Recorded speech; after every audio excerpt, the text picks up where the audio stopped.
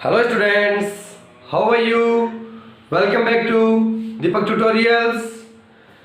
Students, last class में हम लोगों ने एक नया चैप्टर कोऑर्डिनेशन कंपाउंड स्टार्ट किया था। कोऑर्डिनेशन कंपाउंड चैप्टर की जो पहली क्लास थी उसके अंदर हम लोगों ने एक जनरल इंट्रोडक्शन के अंदर ये देख लिया था कि कोऑर्डिनेशन कंपाउंड क्या होता है।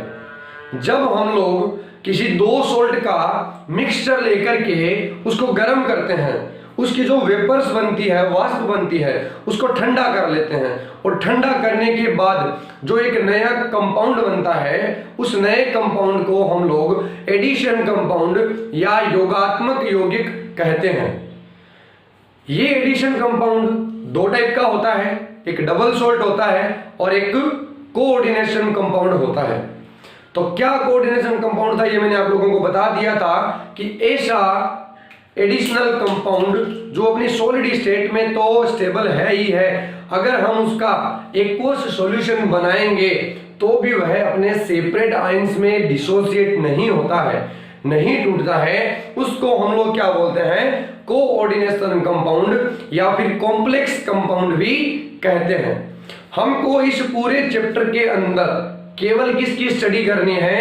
कॉम्प्लेक्स कंपाउंड या फिर कोऑर्डिनेशन कंपाउंड के बारे में स्टडी करनी है। तो आज उसी के आगे हम लोग कंटिन्यू करते हैं क्लास को।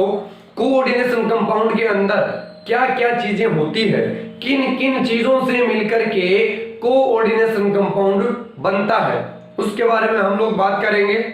और साथ ही साथ हम यह भी देखेंगे कि क्यों जब हम लोगों ने कोऑर्डिनेशन कंपाउंड का एक्वस सॉल्यूशन बनाया था तो वह अपने सेपरेट आयंस में डिसोसिएट क्यों नहीं हो रहा है। तो आर यू रेडी गाइस? अभी टॉपिक स्टार्ट करें उससे पहले आप लोग हर रोज की तरह अपनी नोटबुक, पेन, जो भी आपका स्टडी मटेरियल है उसको लेकर के बैठिएगा।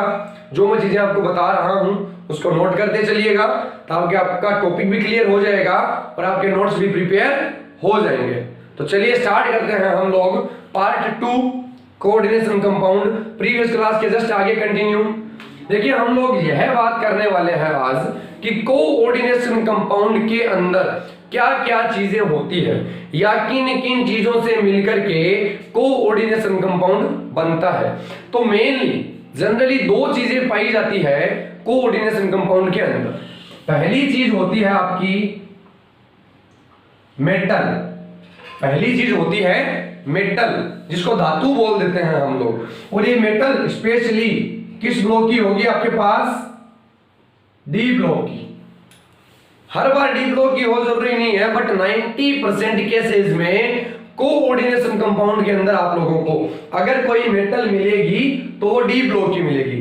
तो एक हो गई आपके पास मेटल और दूसरा आपके पास होता है लिगेंड्स।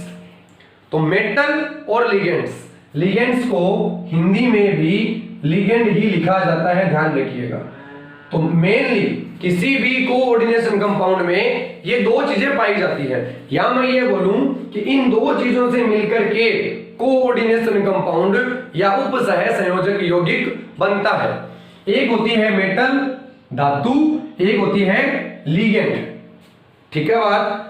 धातु जो है, मेटल जो है, वो अपने जीरो चार्ज के साथ भी अवेलेबल हो सकती है, यानी कि अपनी मेटेलिक फॉर्म में अवेलेबल हो सकती है, और अपनी आयोनिक फॉर्म में यानी कि प्लस ऑक्सीडेशन स्टेट के साथ भी एग्जिस्ट हो सकती है कोऑर्डिनेशन कंपाउंड में। फॉर एग्जांपल वहां पे आयरन भी मिल सकता है आपको, Fe+2 भी मिल सकता है, Fe+3 भी मिल सकता है, निकिल भी मिल सकता है, Nickel+2 भी मिल सकता है।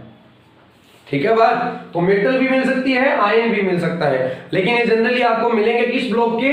डी ब्लॉक के। क्लियर है बात? अब हम लोग बात करते हैं लिगेंड की कि लिगेंड क्या होता है। तो देखो लिगेंड कोई भी ऐसी स्पीशीज जिसके पास इलेक्ट्रॉन पेयर अवेलेबल हो और वो उस इलेक्ट्रॉन पेयर को डोनेट करने की कैपेसिटी रखती हो, उसको हम लोग क्या बोलते हैं? लिगेंड बोलते हैं। तो ligand is anything which can donate electron pair, यानी कि कोई भी ऐसा कंपाउंड, कोई भी ऐसी स्पीशीज, कोई भी ऐसा आयन, कुछ भी बोल दूं मैं, जो कम से कम एक इलेक्ट्रॉन पेयर डोनेट करने की कैपेसिटी रखता हो, उसको हम लोग क्या बोलेंगे? लिगेंड बोलेंगे। फॉर एग्जांपल NH3, जब आप लोग NH3 की शेप बनाओगे, स्ट्रक्चर बनाओगे, तो आप देखोगे कि N के आउटर मोस्ट में 5 इलेक्ट्रॉन होते हैं। 3 बॉन्ड से उसने 3 इलेक्ट्रॉन से उसने क्या कर लिया? हाइड्रोजन से बॉन्डिंग कर ली, 1 इलेक्ट्रॉन उसके पास में रह गया। तो ये NH3 1 इलेक्ट्रॉन पेयर रख रहा है अपने सर पे, तो इस इलेक्ट्रॉन पेयर को ये डोनेट कर सकता है। अगर डोनेट कर सकता है तो ये एक क्या है? लिगेंड है। इसी तरीके से एक और बन सकता है H2O। जब आप लोग H2O की स्ट्रक्चर बनाओगे तो ये देखोगे कि O के आउटर मोस्ट में 6 इलेक्ट्रॉन होते हैं। 2 इलेक्ट्रॉन से उसने हाइड्रोजन से बॉन्ड बना लिया, तो 4 इलेक्ट्रॉन इसके पास में पड़े हैं, यानी कि 2 लोन पेयर। तो ये भी लोन पेयर क्या कर सकता है? डोनेट कर सकता है।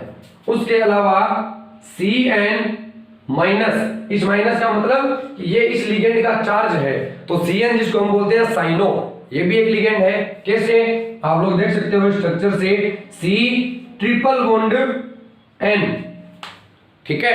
तो N के आउटर मोस्ट में 5 इलेक्ट्रॉन होते हैं, 3 से उसने बॉन्ड बना लिया, तो एक लोन पेयर पड़ा है, N का आउटलेट कंप्लीट हो गया।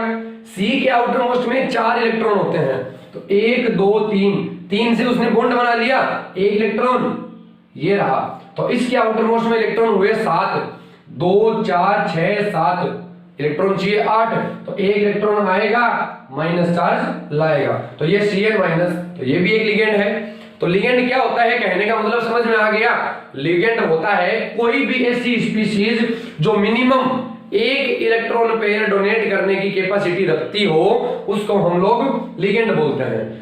अभी कोऑर्डिनेशन कंपाउंड के अंदर क्या होगा? देखिए मेटल क्या है? मैं आपको लिगेंड की बताऊं। लिगेंड क्या है? इलेक्ट्रॉन पेयर डोनर, यानी कि ये आपका इलेक्ट्रॉन डोनर होता है। क्या होता है? इलेक्ट्रॉन डोनर, या मैं इसको हिंदी में बोल दूं इलेक्ट्रॉन दाता। ये इलेक्ट्रॉन डोनेट करता है किसको? मेटल को। मेटल जो है वो इलेक्ट्रॉन एक्सेप्टर है, तो मेटल को मैं लिख दूं इलेक्ट्रॉन एक्सेप्टर। ये लीजिए, ये इलेक्ट्रॉन एक्सेप्टर, या फिर हिंदी में मैं इसको बोल दूं इलेक्ट्रॉन ग्राही। ठीक है बात? तो मेटल क्या है? इलेक्ट्रॉन डेफिशिएंट है, इलेक्ट्रॉन न्यून है, इसको इलेक्ट्रॉन की रिक्वायरमेंट है। और लिगेंड जो है वो क्या है? वो इलेक्ट्रॉन रिच है, इलेक्ट्रॉन धनी है, उसके पास इलेक्ट्रॉन एक्स्ट्रा पड़े हैं। तो क्या होगा? ये लिगेंड कम से कम 1 इलेक्ट्रॉन पेयर इस मेटल को देगा, और देने से दोनों के बीच में क्या होगा? एक कोऑर्डिनेट बॉन्ड बन जाएगा। क्या बन जाएगा? Coordinate bond. आप लोगों ने 11th क्लास के अंदर केमिकल बॉन्डिंग में कोऑर्डिनेट बॉन्ड के बारे में पढ़ा होगा। अगर किसी एक स्पीशीज के पास या एक एटम के पास 1 इलेक्ट्रॉन पड़ा है और उसको वह किसी दूसरे को डोनेट कर दे, तो जो बीच में बॉन्ड बनेगा उस बॉन्ड को हम लोग उपसह संयोजक बंध या फिर कोऑर्डिनेट बॉन्ड बोलते हैं। और इस कंपाउंड में मेटल और लिगेंड के बीच में कोऑर्डिनेट बॉन्ड बनने के कारण ही इस कंपाउंड का नाम क्या होता है? कोऑर्डिनेशन कंपाउंड इसका नाम होता है। ठीक है बात? तो आप लोग देख सकते हैं, अब जैसे मान लो Fe, अब इस Fe ने क्या किया? 6H2O से रिएक्शन कर ली। ठीक है, 6H2O से रिएक्शन कर ली, तो ये कंपाउंड बना लेगी FeH2O 6 टाइम। ये लीजिए, तो ये मेटल थी, ये लिगेंड था। हम लोग बोल सकते हैं कि इस कंपाउंड में इस Fe को 6H2O ने मिलकर के क्या कर दिया? 6 इलेक्ट्रॉन पेयर डोनेट कर दिए। कुछ इस प्रकार से कंडीशन बन जाएगी। देखिए OH2, O ने क्या किया? इलेक्ट्रॉन पेयर डोनेट कर दिया, इधर से OH2, ये कंडीशन OH2 देख सकते हैं आप लोग। इस कंपाउंड में क्या है? इस कंपाउंड के अंदर क्या हुआ कि मेटल और लिगेंड के बीच में कोऑर्डिनेट बॉन्ड बन गया।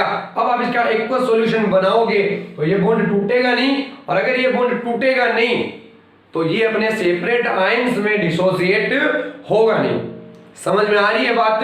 क्लियर है यहां तक का बेटर?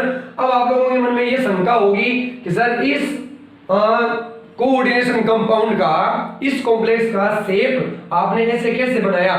तो धीरे धीरे जब अपन लोग इस चैप्टर में आगे की तरफ बढ़ेंगे तो आप लोग भी तुरंत से कॉम्प्लेक्स को देख करके उसकी शेप बनाने में कैपेबल होगे। फिलहाल आप लोग इतना नोट कीजिए, थोड़ा सा आगे अपन और इसके बारे में स्टडी करते हैं, ठीक है? इसको नोट डाउन कीजिए आप लोग। तो स्टूडेंट्स, अभी हम लोगों ने एक एग्जांपल के थ्रू ये देखा कि किस प्रकार कोई मेटल किसी लिगेंड से रिएक्शन करती है और लिगेंड से इलेक्ट्रॉन पेयर एक्सेप्ट करके और कोऑर्डिनेशन कंपाउंड का फॉर्मेशन करती है। इसी प्रकार से कुछ और एग्जांपल्स लेकर के हम लोग और ज्यादा डीपली इस चीज को समझते हैं कि किस प्रकार से कोऑर्डिनेशन कंपाउंड में मेटल और लिगेंड के बीच में रिएक्शंस होती है। ठीक है बात? तो देखिए आप लोग Fe+2, अभी यहां पे क्या है, ये मेटल नहीं है, ये आयन है।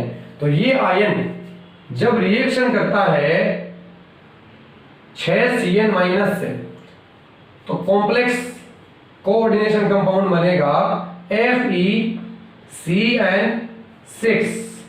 अब देखिए Fe का चार्ज +2 और 6 साइनाइड का चार्ज -6, तो प्लस का 2 माइनस का 6 माइनस का 4, तो इस पूरे कॉम्प्लेक्स के ऊपर हम लोग यहाँ पे चार्ज लगा देंगे -4। तो ये एक कॉम्प्लेक्स कंपाउंड बन गया, कोऑर्डिनेशन कंपाउंड बन गया, जिसके अंदर Fe जो है वो 6 साइनों से रिएक्शन करके 6 इलेक्ट्रॉन पेयर एक्सेप्ट कर रहा है। क्लियर है ये बात? इसी प्रकार से एक और एग्जांपल हम लोग देखें। देखिए आप लोग Fe आयरन मेटल क्या करता है, 6 अमोनिया मॉलिक्यूल से रिएक्शन करता है और ये बनाएगा FeNH, 5 अमोनिया लिख दो आप लोग यहाँ पे, तो NH3 5 टाइम्स। Fe का चार्ज 0, NH3 का चार्ज 0, तो नेट चार्ज 0 बन जाएगा। तो ये एक कॉम्प्लेक्स कंपाउंड बन गया जिसमें मेटल और लिगेंड दोनों है। इसी प्रकार से एक और एग्जांपल देखिए आप लोग, निकिल, ये रिएक्शन करेगा 4 Cn- से, कॉम्प्लेक्स बना लेगा NiCN4 -4। ये लीजिए, ये निकिल ने 4 Cn- से रिएक्शन करी और ये कॉम्प्लेक्स कंपाउंड फॉर्म कर लिया। ठीक है बात? एक और कंपाउंड देखिए आप लोग, Zn+2, अब ये अपनी आयनिक फॉर्म में है Zn+2। ये Zn+2 क्या करेगा, 4 H2O मॉलिक्यूल से इसकी रिएक्शन करा दो, तो ये बना लेगा ZnH2O 4 टाइम्स। Zn का चार्ज +2, H2O का चार्ज 0, तो नेट चार्ज इस पे +2 आ जाएगा। तो इस प्रकार से कॉम्प्लेक्स कंपाउंड आप लोग बना सकते हो। और एग्जांपल देखिए आप लोग, नंबर 5, Fe+3 की रिएक्शन आप लोग 6 NH3 से करवा दो, तो ये कंपाउंड बन जाएगा FeNH3 6 टाइम्स, नेट चार्ज +3। ठीक है बात? तो Fe यहां पे 6 NH3 से 6 इलेक्ट्रॉन पेयर एक्सेप्ट कर रहा है। क्लियर है बात? इसी टाइप से एक और एग्जांपल अगर मैं लिखूं, Ni+2 +4 Cn-, तो ये कंपाउंड बन जाएगा NiCN4। इसका चार्ज +2, इसका चार्ज -4, तो -4 +2, नेट चार्ज -2, तो इस ब्रैकेट के ऊपर यहाँ पे -2 लगा दो। तो इस प्रकार से ये सारे के सारे कॉम्प्लेक्स कंपाउंड है। और इस कोऑर्डिनेशन कंपाउंड के अंदर आप लोग देख सकते हैं मेटल या फिर आयन ने लिगेंड से रिएक्शन करी और लिगेंड से क्या करा, इलेक्ट्रॉन पेयर एक्सेप्ट किया और कॉम्प्लेक्स कंपाउंड को फॉर्म कर लिया। ठीक है बात? अब इन सभी कंपाउंड को देख करके आपके मन में एक सवाल आना चाहिए, अगर नहीं आया तो अब आना चाहिए। वो ये है कि यहां पे Fe ने 6 साइनाइड से रिएक्शन करी, यहां पे 5 NH3 से रिएक्शन करी, यहां पे Ni ने 4 से रिएक्शन करी, 4 से, यहां पे वापस 6 से, Ni ने 4 से, मतलब कि Fe यहां पे 6 इलेक्ट्रॉन पेयर एक्सेप्ट कर रहा है, यहां पे 5 इलेक्ट्रॉन पेयर एक्सेप्ट कर रहा है, यहां पे Ni 4 इलेक्ट्रॉन पेयर एक्सेप्ट कर रहा है, Zn 4 कर रहा है, Fe 6 कर रहा है, Ni वापस 4 कर रहा है। तो ऐसा क्यों? कोई मेटल कभी 6 इलेक्ट्रॉन पेयर एक्सेप्ट कर रही है, तो कभी 5 इलेक्ट्रॉन पेयर एक्सेप्ट कर रही है, तो कभी 4 इलेक्ट्रॉन पेयर एक्सेप्ट कर रही है, कभी 2 भी करती है, 1 भी करती है, लेकिन मोस्ट ऑफ द टाइम आपके पास 6 वाले केस और 4 वाले केस आपको ज्यादा देखने को मिलेंगे इस चैप्टर में। तो ऐसा क्यों होता है? आपने सोची ये चीज? अगर सोची तो बहुत बढ़िया, नहीं सोची तो अब सोचिए कि ऐसा क्यों हो रहा है। तो इसके लिए, इस चीज को एक्सप्लेन करने के लिए कि क्यों कोई मेटल इतने इतने इलेक्ट्रॉन पेयर एक्सेप्ट करती है, कभी 6, कभी 5, कभी 4, कभी 2, कभी 1, ऐसा क्यों होता है, तो इसके लिए हम लोग एक बहुत इंपॉर्टेंट रूल, EAN रूल के बारे में स्टडी करेंगे। कोऑर्डिनेशन कंपाउंड के अंदर इस चीज को एक्सप्लेन करने के लिए बहुत बेनिफिशियल रूल है EAN रूल। हालांकि काफी हद तक इसमें कुछ मिस्टेक्स भी पाई जाती है, बट हम लोग मिस्टेक के बारे में बाद में बात करेंगे। हम लोगों के लिए जितना ये रूल फायदेमंद है, हम सबसे पहले उसकी बात करते हैं। EAN का मतलब होता है इफेक्टिव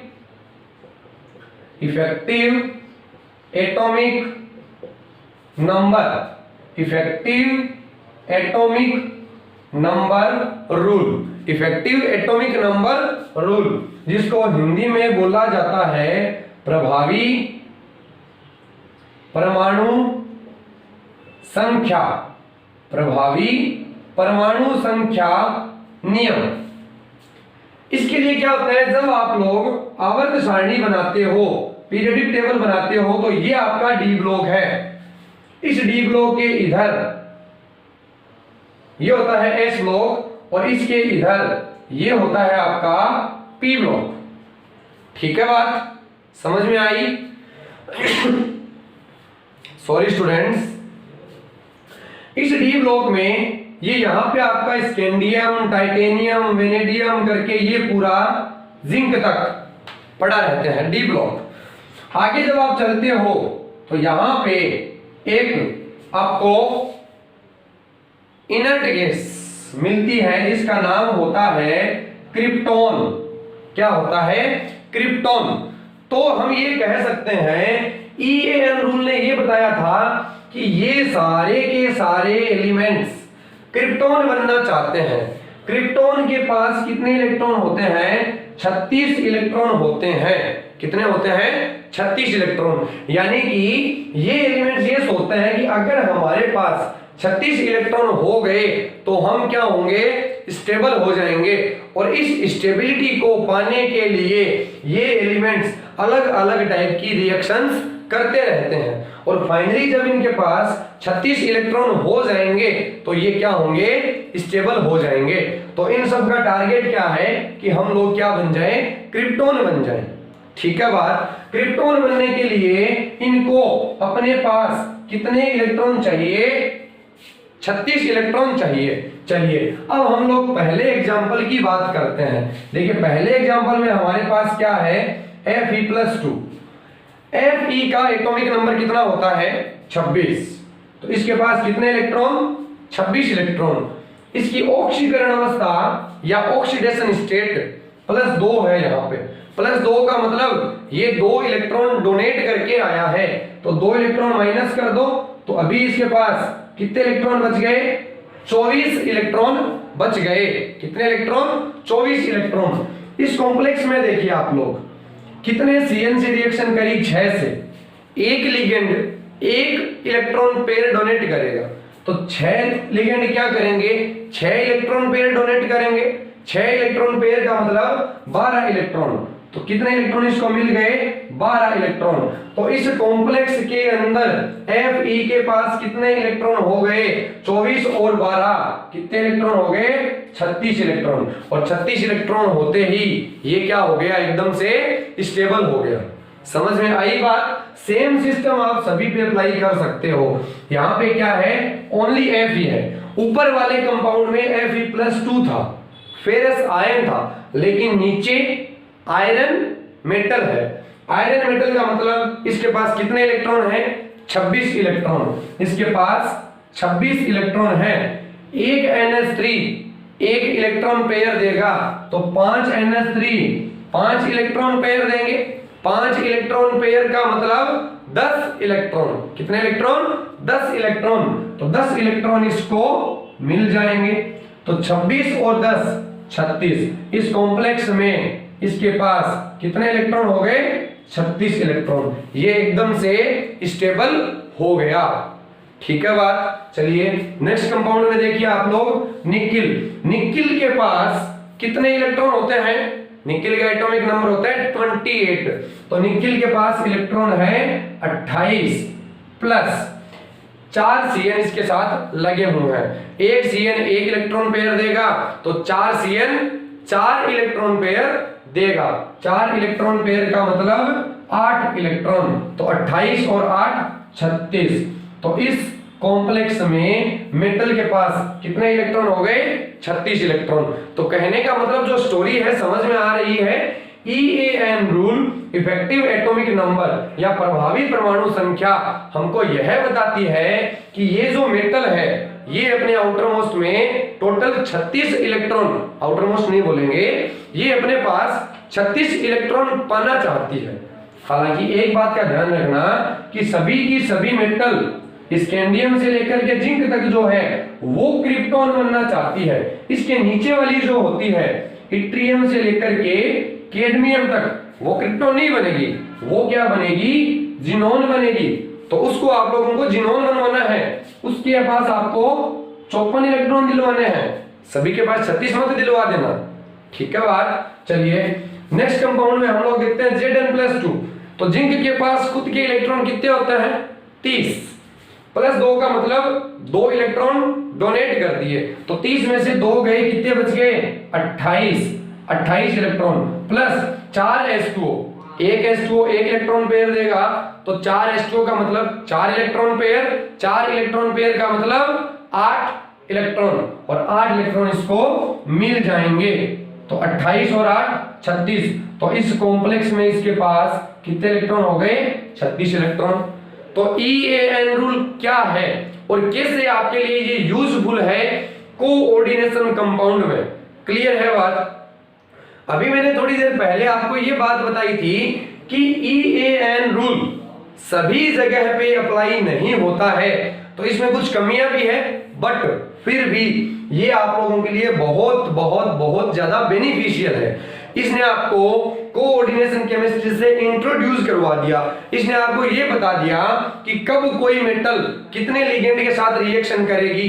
अब अगर आपको ये कंपाउंड दे दिया जाए तो आप बिल्कुल भी इनकार नहीं करोगे कि क्यों Fe+2 6 साइनाइड से रिएक्शन कर रहा है। समझ में आई बात? अभी इसमें दिक्कत क्या है वो देखो।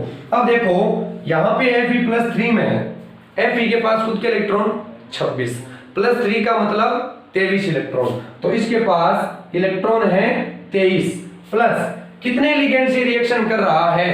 6 लिगेंड से, यानी कि 12 इलेक्ट्रॉन इसको मिल जाएंगे। तो 23 और 12 मिलकर के कितने बनेंगे? 35 इलेक्ट्रॉन। क्या ये कभी भी 36 इलेक्ट्रॉन पाने की संभावना रख सकता है? नहीं, क्योंकि इसके पास इलेक्ट्रॉन कितने रह गए? 23, और एक इलेक्ट्रॉन पेयर आएगा तो वह अगर एक लिगेंड आएगा तो वह एक इलेक्ट्रॉन पेयर देगा, यानी कि 2 4 6 8 10। अगर कभी भी आप एक विषम नंबर के अंदर एक सम नंबर ऐड करोगे तो आंसर विषम ही आएगा। तो 36 इलेक्ट्रॉन तो ये पा ही नहीं सकता। समझ में आ गई? और इसके साथ में ये मिस्टेक है।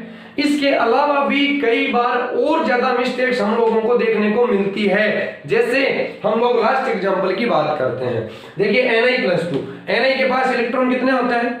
26 में Ni के पास इलेक्ट्रॉन होते हैं 28। 28 में से 2 इलेक्ट्रॉन निकाल दिए तो कितने बच गए? 26। कितने इलेक्ट्रॉन उसने ले लिए? 8। तो 26 और 8 34, 36 तक नहीं पहुंचा। अब कई स्टूडेंट ये सोच रहे होंगे कि सर जो +3 है वो तो कभी भी 36 इलेक्ट्रॉन नहीं ले सकता, लेकिन Ni+2 इसके पास तो संभावना है। अगर मैं यहाँ पे 4 Cn की बजाय 5 Cn कर दूं तो 26 और 10 36 हुए ही पड़े हैं। लेकिन जो खोजने वाले साइंटिस्ट थे, वैज्ञानिक थे, उन लोगों ने बहुत खोजा, लेकिन आज तक उनको प्रकृति में इस प्रकार का कोई कोऑर्डिनेशन कंपाउंड नहीं मिला जिसमें निकल 36 इलेक्ट्रॉन रखता हो अपनी +2 ऑक्सीडेशन स्टेट में। वो केवल 4 लिगेंड ही रखता है। तो ये चाह करके भी स्टेबल नहीं हो रहा। ये मिस्टेक है किसकी? EAN रूल की। लेकिन फिर भी मिस्टेक्स को साइड में करते हुए हम लोगों को केवल वो बातें ध्यान में रखनी है जो हमारे लिए यूजफुल है। तो काफी हद तक EAN रूल हमारे लिए यूजफुल रहा है। इसने हमको इंट्रोड्यूस करवा दिया मेटल लिगेंड केमिस्ट्री से, किस प्रकार कोई मेटल कितने लिगेंड से रिएक्शन करती है और कोऑर्डिनेशन कंपाउंड बनाती है।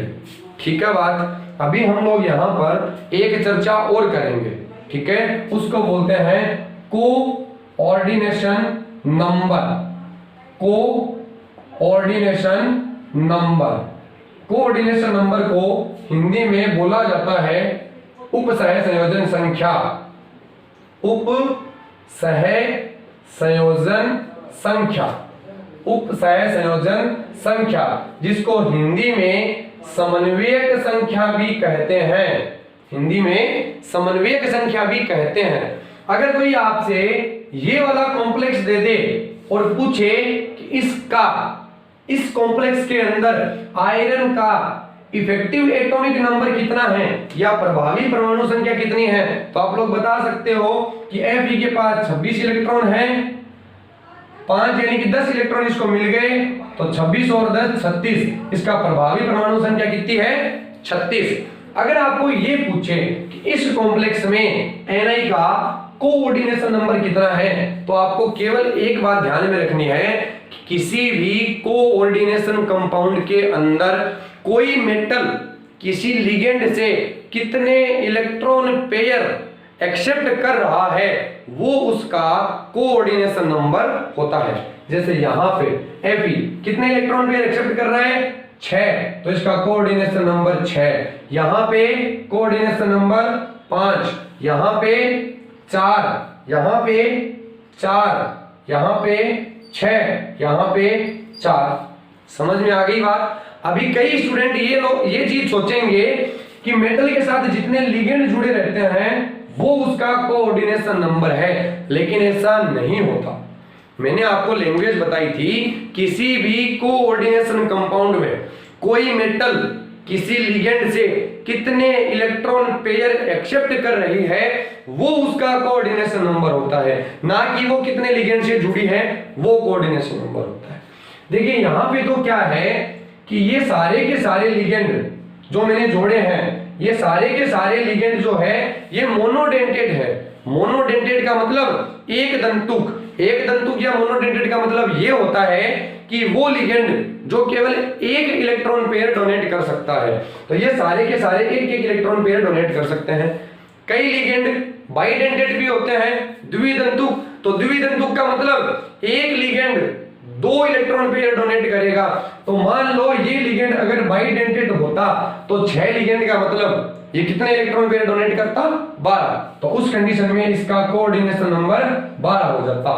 तो कौन से लिगेंड मोनोडेंटेड होते हैं, कौन से लिगेंड बाइडेंटेड होते हैं, इसके बारे में हम लोग केवल लिगेंड की एक अलग से सेपरेट क्लास बनाऊंगा मैं, जिसमें मैं केवल आपको लिगेंड के टाइप्स बताऊंगा।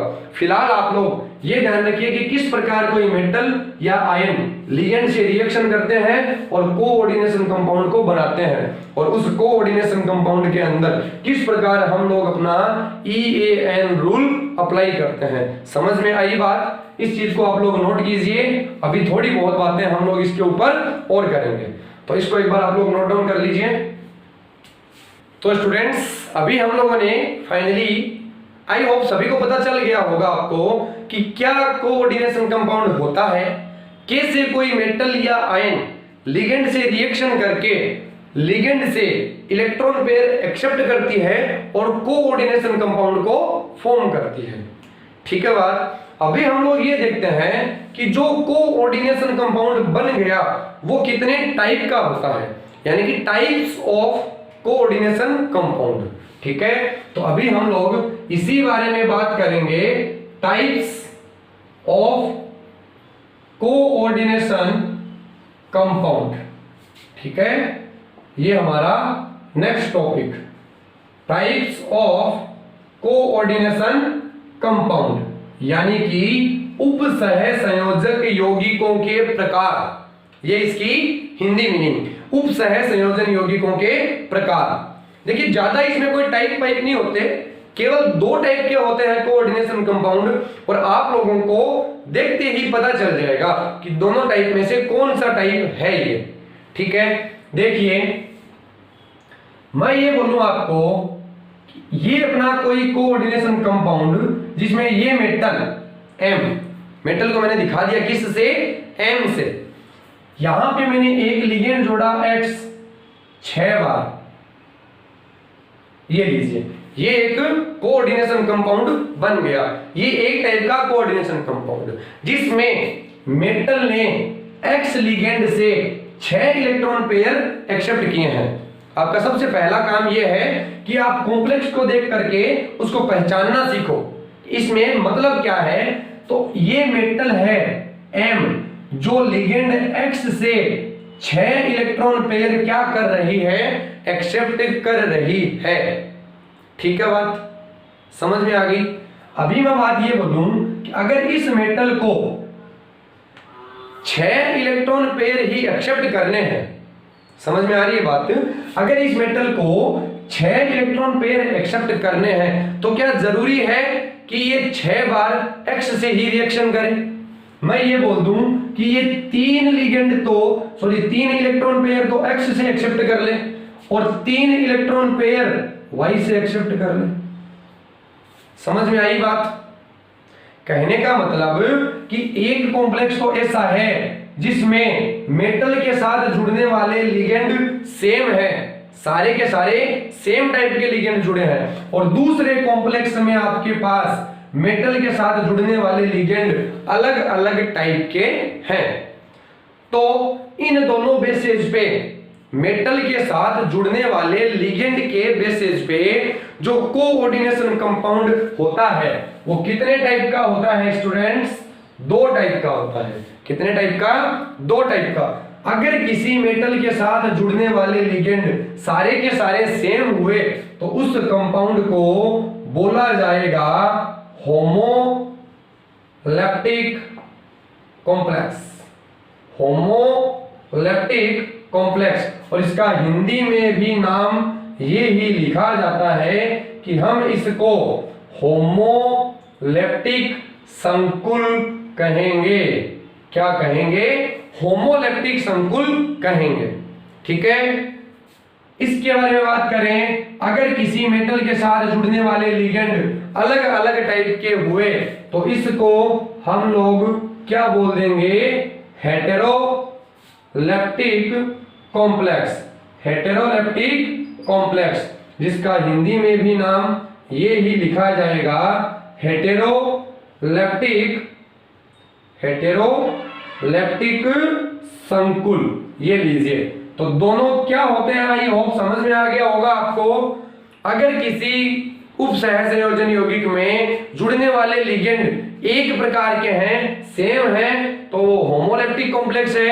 अलग अलग टाइप के हैं तो वो हेटेरोलैप्टिक कॉम्प्लेक्स है। समझ में आई बात। जैसे देखिए Fe+2 है, तो आपको पता है, अभी देखा है आप लोगों ने कि इसके पास 24 इलेक्ट्रॉन हो गए खुद के, 12 इलेक्ट्रॉन और चाहिए, तो ये 6 साइनाइड से रिएक्शन कर ले, कॉम्प्लेक्स बन जाए FeCN6 -4 +2 -6 तो -4, ये कॉम्प्लेक्स बन गया। इस कॉम्प्लेक्स में आप लोग देख सकते हैं कि आयरन के साथ जुड़ने वाले 6 लिगेंड साइनाइड के हैं, 6 लिगेंड सेम हैं, तो ये कॉम्प्लेक्स कैसा बन जाएगा? ये कॉम्प्लेक्स होमोलैप्टिक बन जाएगा। क्लियर बात। नंबर 2, अगर इस Fe को 6 इलेक्ट्रॉन पेयर चाहिए तो ये क्या करे, 2 तो ले ले साइनाइड से प्लस 4 ये ले ले H2O से। कोई दिक्कत थोड़ी है, इलेक्ट्रॉन पेयर तो इसको 6 ही मिल रहे हैं, तो कॉम्प्लेक्स क्या बन जाएगा, कॉम्प्लेक्स बन जाएगा FeH2O 4 टाइम्स Cn 2 टाइम्स, और अब इस कॉम्प्लेक्स में कोई चार्ज भी नहीं आएगा, +2 -2, तो ओवरऑल चार्ज 0।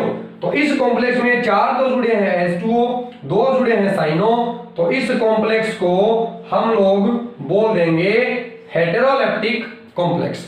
तो what is homoleptic and what is heteroleptic. अगर किसी कॉम्प्लेक्स में जुड़ने वाले सारे लिगेंड एक जैसे हैं, सेम हैं, तो होमोलेप्टिक, अगर अलग अलग हैं तो हेटेरोलेप्टिक कॉम्प्लेक्स।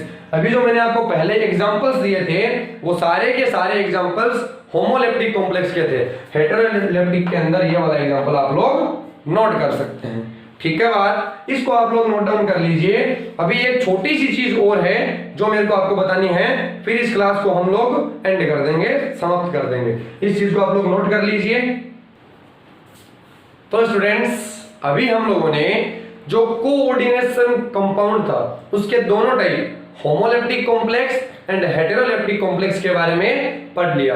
अब एक छोटी सी चीज मैं आपको बताने जा रहा हूं, वो ये है कि जो भी कोऑर्डिनेशन कंपाउंड होता है, कोई भी, जितने भी आप लोगों ने कोऑर्डिनेशन कंपाउंड आज तक इस चैप्टर में देख लिए या आगे भी आप लोग जो कोऑर्डिनेशन कंपाउंड देखोगे, तो किसी भी कोऑर्डिनेशन कंपाउंड के अंदर क्या हो सकता है, दो स्फीयर प्रेजेंट रह सकते हैं। 2 स्फीयर का मतलब 2 मंडल रह सकते हैं। 2 मंडल होते हैं, 2 स्फीयर होते हैं किसी भी कोऑर्डिनेशन कंपाउंड के अंदर। अब ये 2 स्फीयर कौन कौन से होते हैं या फिर हम किसे स्फीयर बोलते हैं, ये चीज मैं आपको क्लियर कराना चाहूंगा। तो देखिए, ये जो 2 मंडल होते हैं इसमें से पहला होता है आयोनिक स्फीयर या फिर अपन इसको आयनिक मंडल बोल देते हैं। ठीक है बात।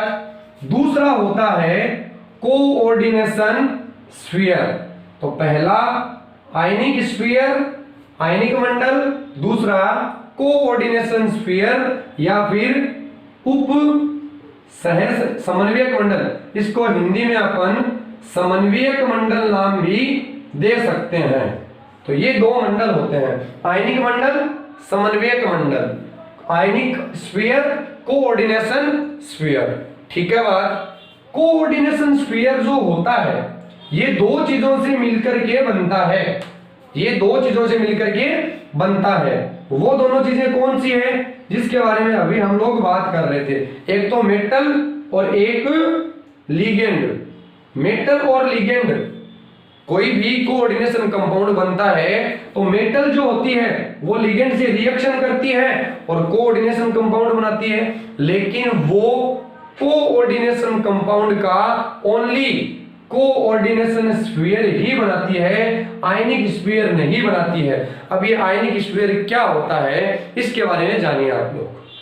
देखिए, मैं आपको एग्जांपल दूं कि ये Fe+2 रिएक्शन करे किसके साथ, 6 साइनाइड आयन के साथ। किसके साथ, 6 साइनाइड आयन के साथ, और कंपाउंड जो बने वो ये बने FeCN6 -4 चार्ज।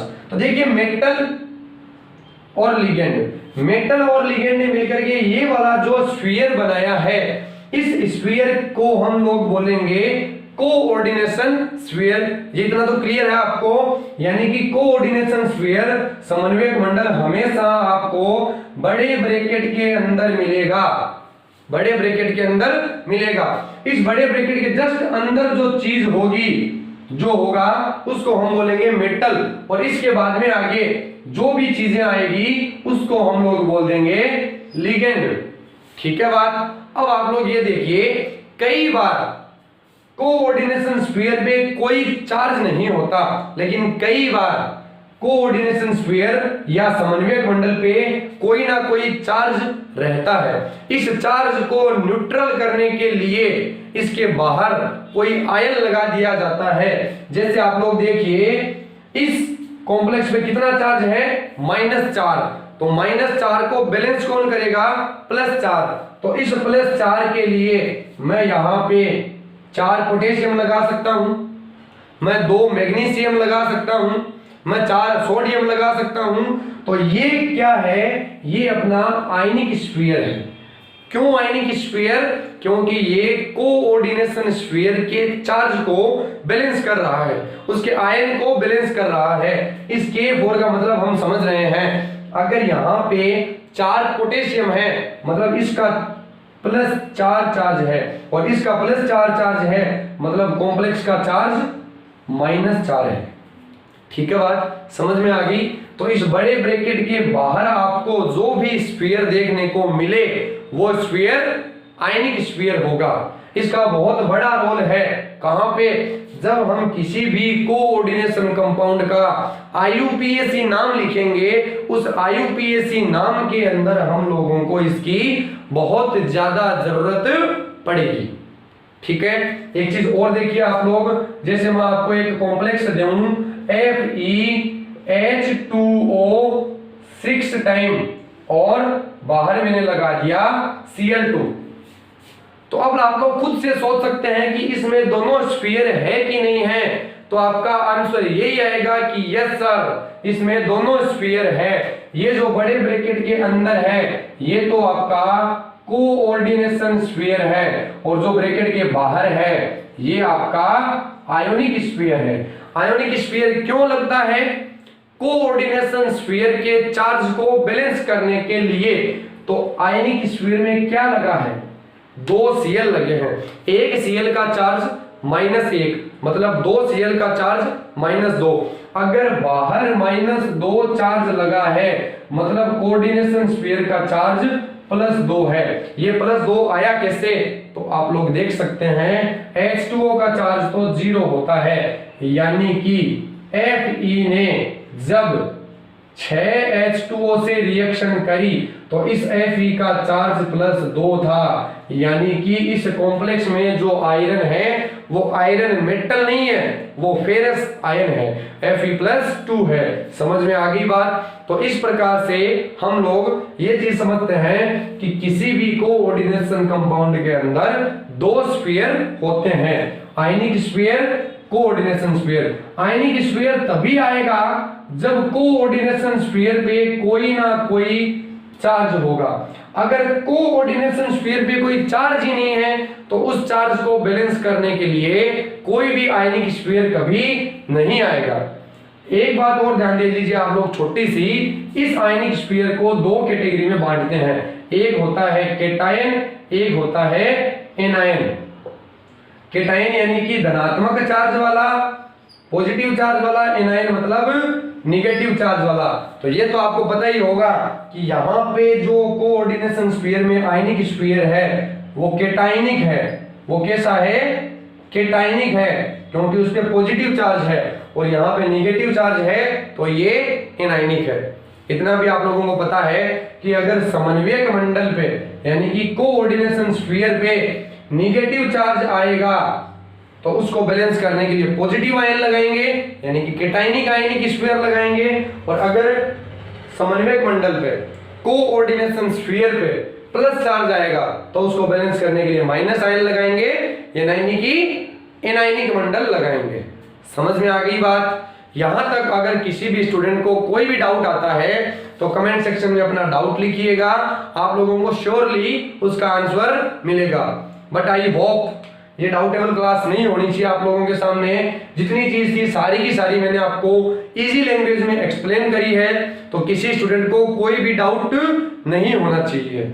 ठीक है बात। इतनी चीजों को आप लोग नोट करके रखिएगा, एकदम से नोट्स बना करके रखिएगा। नेक्स्ट क्लास में हम लोग केवल लिगेंड के बारे में स्टडी करेंगे कि लिगेंड कितने कितने टाइप के होते हैं। ठीक है बात। तो इसी के साथ आज की क्लास को समाप्त किया जाता है। मिलते हैं हम लोग नेक्स्ट क्लास में, तब तक के लिए bye bye and thank you for watching.